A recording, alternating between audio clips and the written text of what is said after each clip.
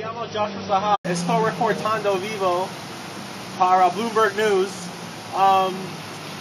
Aquí pasamos un huracán, Irene.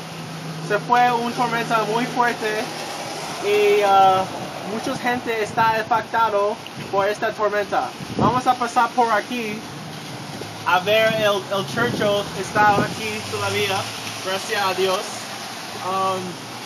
Mucha gente se está pasando por la calle, actuando normal, si no fuera una tormenta.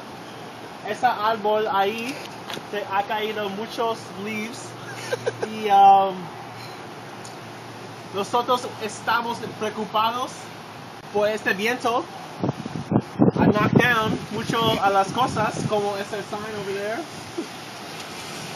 Hola, Beno. Okay. Puede ver, hay no mucha gente por aquí. Está en la casa todavía. Es un lugar muy scary.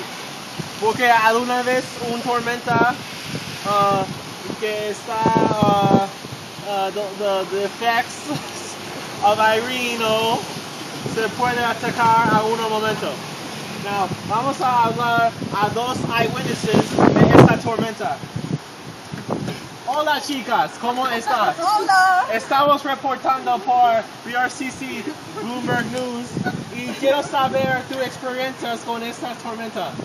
Muy asustada. Muy asustada. ¿Y tú, niña linda? No hablo español. No hablo español, no, yo hablo mucho español. Ay, gracias mucho. Hola, ¿cómo estás? ¿No? Ok, está bien. Bueno, yo voy a hecho porque yo estoy muy frío. Reportando para Bloomberg Spanish News, Joshua Saha.